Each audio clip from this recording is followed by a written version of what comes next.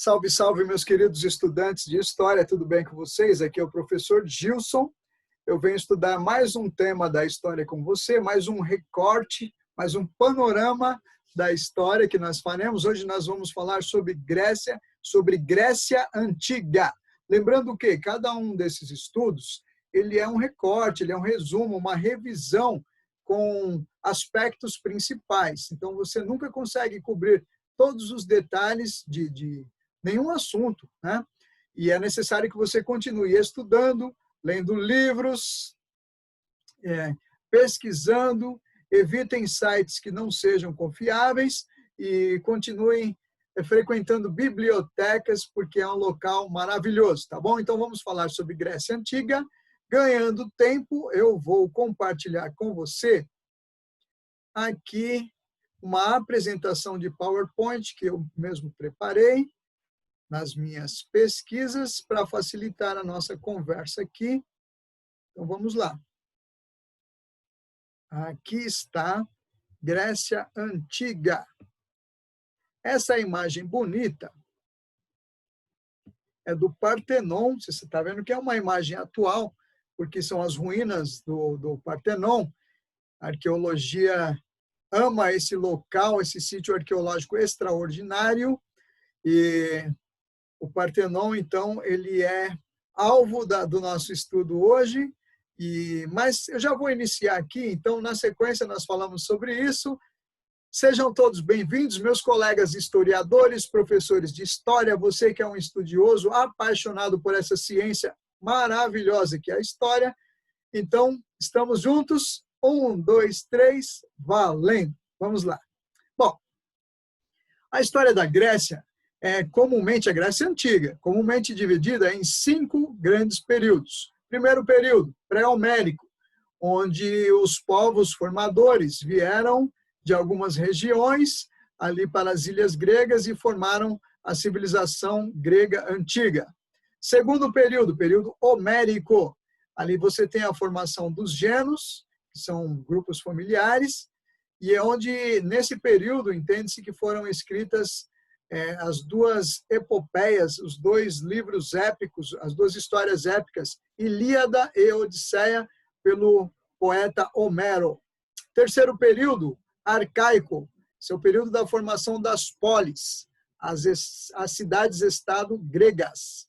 O quarto período é o período clássico, que é um dos mais admirados pela civilização ocidental, porque é onde acontece o apogeu da cultura grega. Falaremos sobre isso. O quinto período da Idade Antiga é o período helenístico, decadência e choque com os romanos, e onde os macedônicos dominam a Grécia e formam o Império Greco-Macedônico. Então, vamos lá.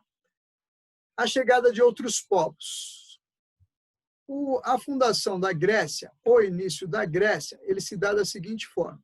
Por volta de 2000 a.C., a região da Grécia Antiga passou a ser ocupada por povos indo-europeus. Dentre esses povos encontram-se 4. Então, anote aí. Aqueus, jônios, eólios e dórios. Então, esses são os 4. Nós temos aqui um mapa, que eu queria dar uma olhada nesse mapa juntamente com você, porque ele traz algumas informações importantes para a gente. Então, primeiro, olha aqui no globo. Então, você vai ver que a Grécia está numa determinada região no globo, que nós vamos situar aqui. Aqui é o norte da África, acima é a Europa. A Grécia está aqui, entre o norte da África e a Europa, essas ilhas gregas aqui. Então, essa região chama Ásia Menor, né? E a Grécia é formada por ilhas, ali na região do mar Mediterrâneo. Muito bem. Então, você tem algumas cidades que são bastante conhecidas. Então, aqui, deixa eu ver se eu consigo passar o cursor. Aqui, Atenas, a atual capital da Grécia, falaremos sobre ela. A Ática, região bastante importante. Esparta, a cidade da guerra. A região aqui do Peloponeso, né? Aqui em cima, Tessália, também chamada por alguns autores de Tessalônica, né?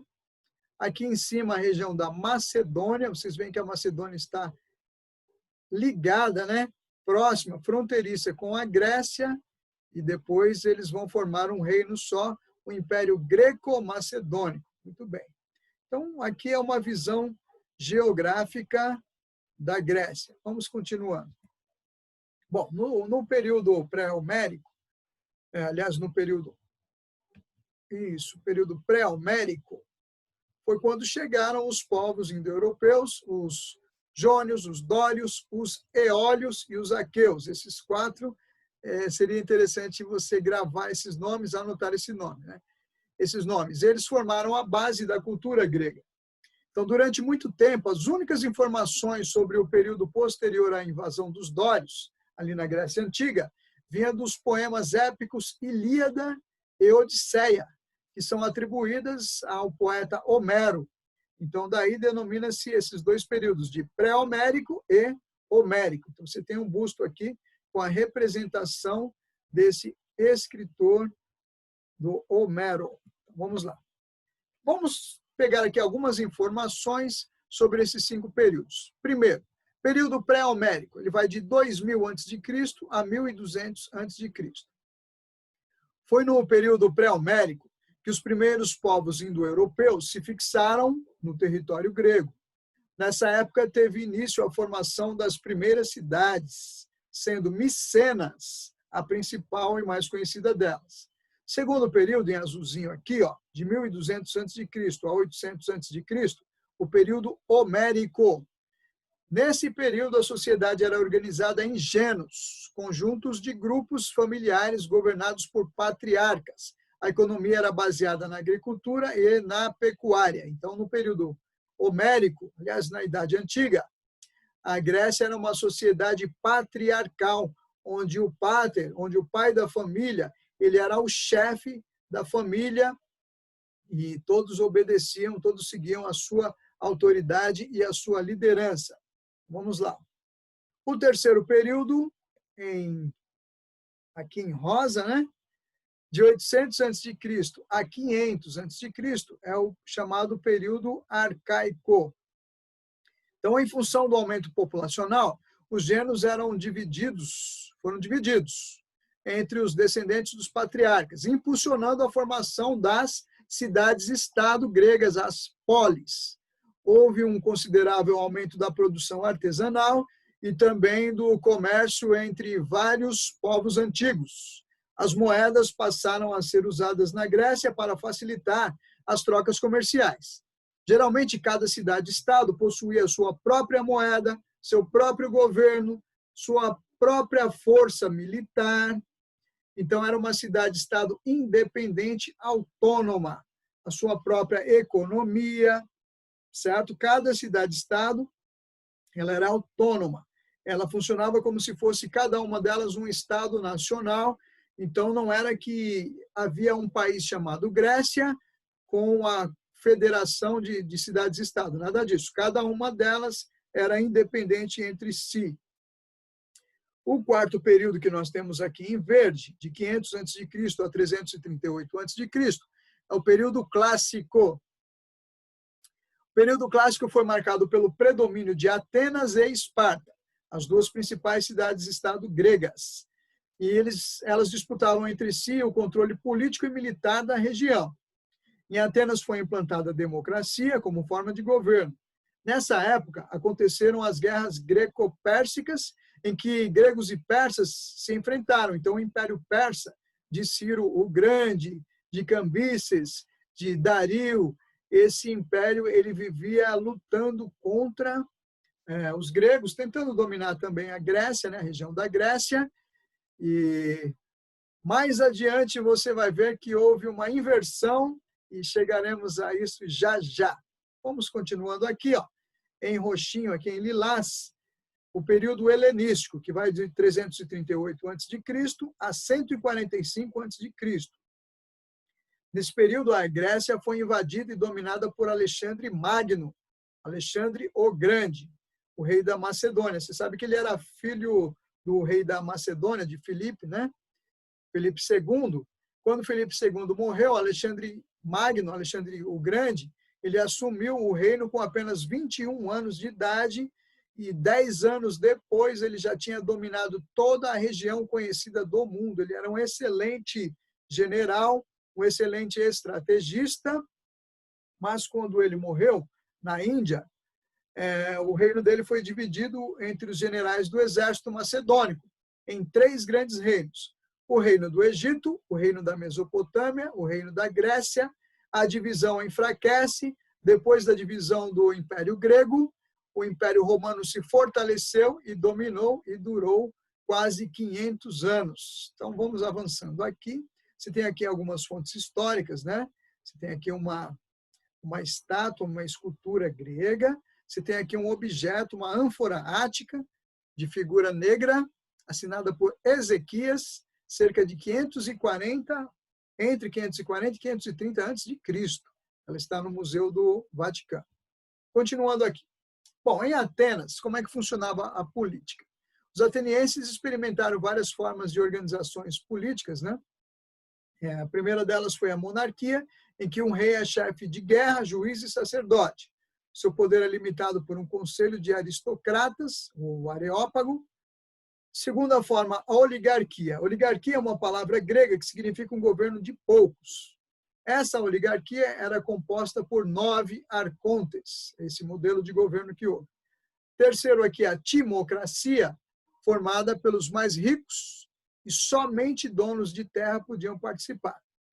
Depois disso, você sabe que Clístenes, né, ele difundiu uma outra forma de governo, que é a democracia. Falaremos dela já já. Então, vamos lá. Aliás, vamos falar dela agora. Olha aqui. Gente, eu sempre coloco um texto para vocês, para que não fique só nas minhas palavras. Evidentemente que eu não vou ler letra por letra, mas para que você tenha mais recurso, mais subsídio, mais material de consulta. Eventualmente, você pode parar, dar uma olhadinha aqui, que tem informações bastante ricas para o nosso estudo. Então, vamos lá. A consolidação da democracia. Por volta de 510 a.C., Clístenes assumiu o governo em Atenas. Ele propôs reformas que reduziram o poder da aristocracia e consolidaram o regime democrático. Então, Clístenes dividiu a população ateniense em 10 demos. Atenas chegou a ter 150 demos. Nesse momento, Clístenes dividiu em 10 demos. Demos são regiões administrativas, tá? Então, estabelecendo como critério de divisão a localização territorial. Muito bem.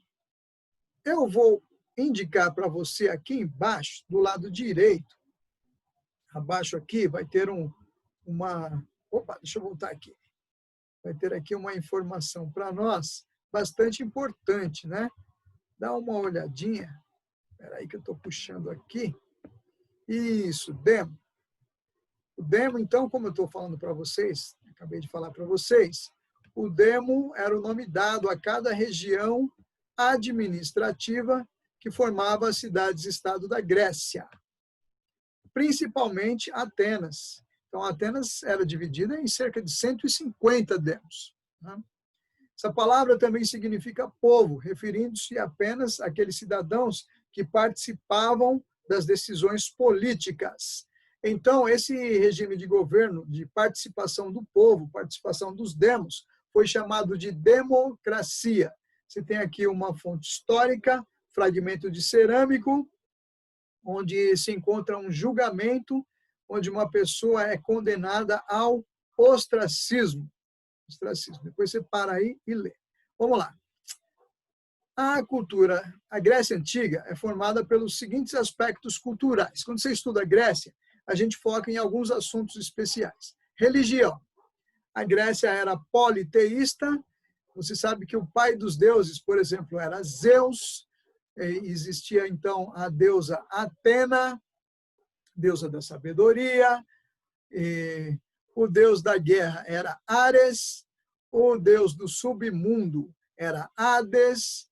O deus dos mares era Poseidon. Então, eles têm um panteão de deuses que são muito conhecidos da cultura pop, especialmente por filmes como Percy Jackson, não é isso mesmo? ou como também o jogo de videogame God of War, não é isso mesmo?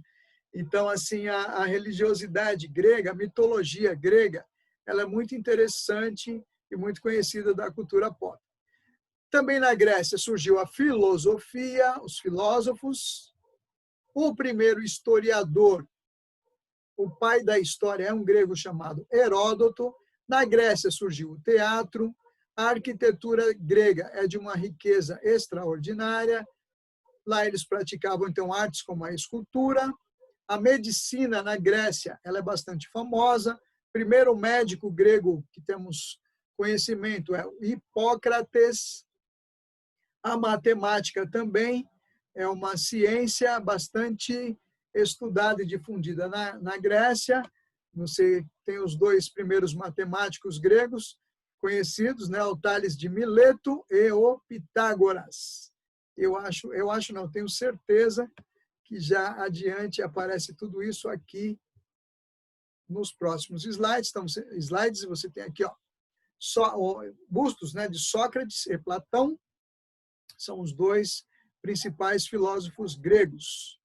Posterior a eles, o outro grandíssimo filósofo é Aristóteles. Vamos lá.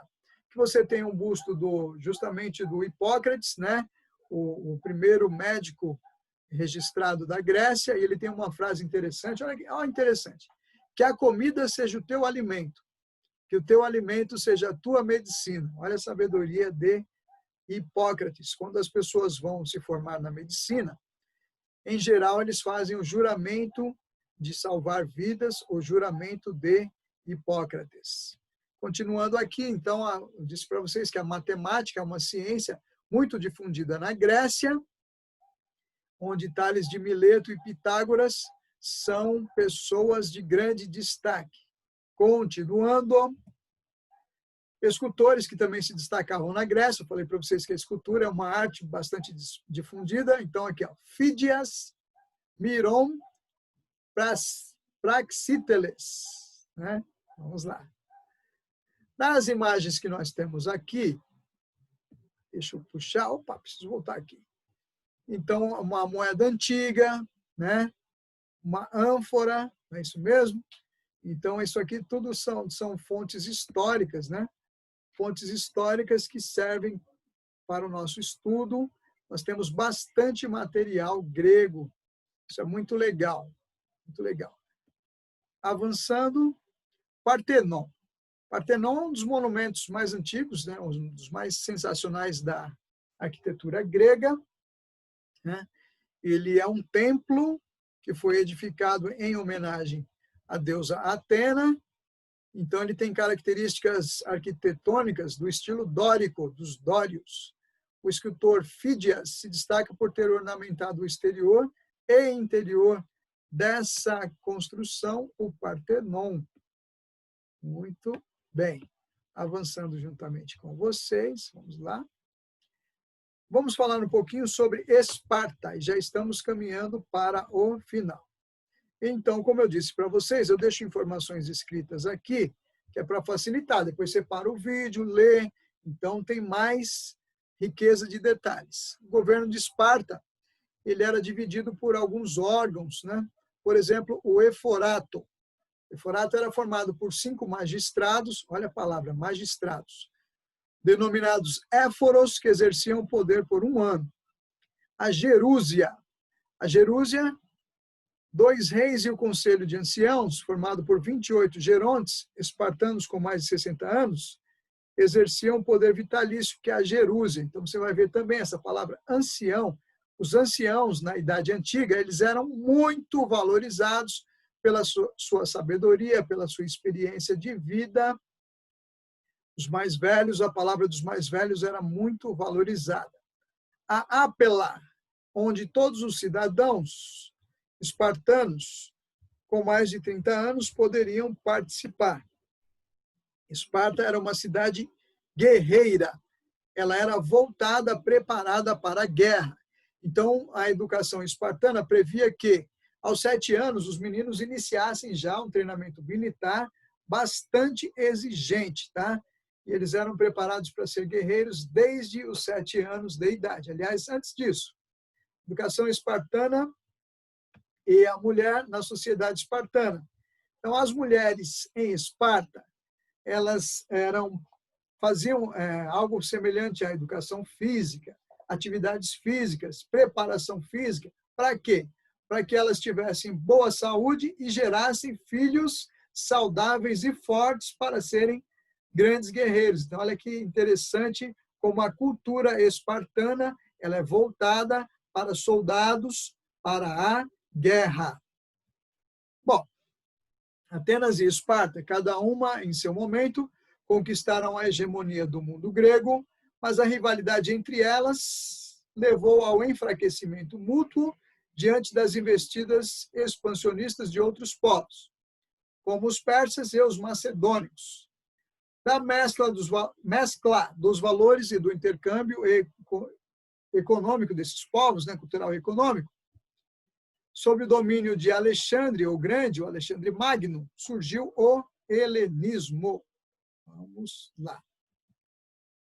O Império Macedônico. Deixa eu pegar informações principais aqui e deixar aqui o texto para vocês. No século IV a.C., Macedônia era um pequeno reino situado ao norte da Grécia.